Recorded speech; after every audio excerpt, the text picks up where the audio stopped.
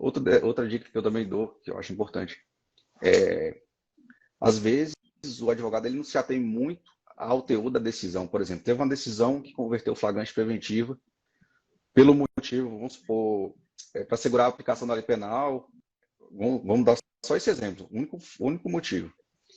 E depois, o advogado, quando vai fazer um pedido de revogação, ou pedido de liberdade, ou às vezes lá em sede de alegações finais, ele não ataca aquele fundamento específico. Às vezes ataca outros fundamentos, mas não ataca aquele específico. Por exemplo, se foi decretada para garantia da ordem, para assegurar a aplicação da lei penal, junto com o comprovante de residência, mostra que a pessoa trabalha, enfim, ataca o fundamento específico da decisão. Porque meu entendimento é o seguinte, uma vez que foi convertido o flagrante, por exemplo, ou decretada a prisão, ou convertido o flagrante preventivo, para mim, mesmo se tiver uma outra decisão ali, se tiver algum vício de fundamentação, esse é meu ponto de vista. Não dá para corrigir depois. Então, atacar aquela decisão ali que fez a conversão ou que decretou a prisão preventiva. Eu acho isso importante e, às vezes, o advogado não se atenta a isso. Outra dica que eu dou também, né, quando chega em sede de alegações finais ali, quando encerra a instrução. Às vezes, as partes pedem, o Ministério Público, a defesa pede alegações por escrito, né? Pede alegações por escrito, por memoriais. Mas, às vezes, o advogado ele nem sequer, na audiência, ele faz o pedido de revogação de prisão.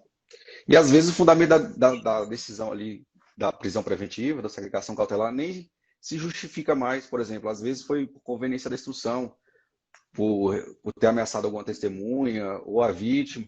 E ali, naquele momento que já encerrou a instrução, né, a princípio não subsiste mais essa necessidade de manter. Mas, às vezes, o advogado não pede. Às vezes, o processo ele demora mais do que o prazo lá, legal lá de 90 dias para encerrar. E, às vezes, quem deu causa a isso foi o Ministério Público. E a defesa não se atenta a isso, não faz pedido.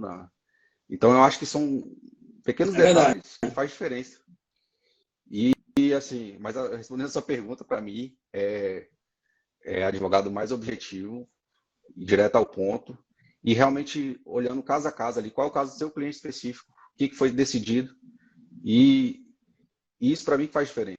Então, o advogado, acho que ele tem que ser muito atento ao que foi decidido ou à situação do cliente, porque às vezes o advogado ele tem aquele... Eu já fui advogado, eu posso falar isso também.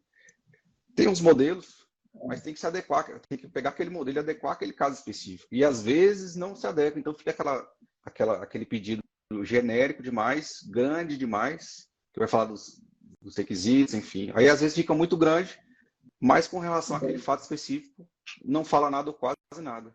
E às vezes também um vício que eu acho grande, muitas vezes, é falta de documentação. Às vezes o advogado ele quer fazer o requerimento logo e não traz, por exemplo, comprovante de residência. Para mim é importante isso, comprovante de residência.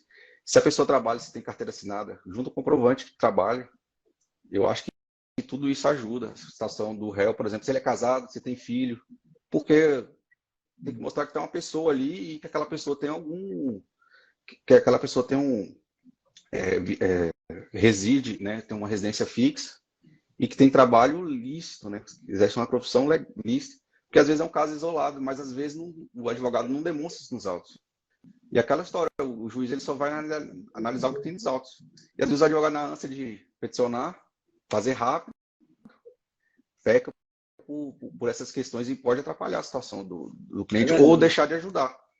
Então, essas dicas eu dou aí. Para mim, advogado objetivo é a melhor coisa que tem.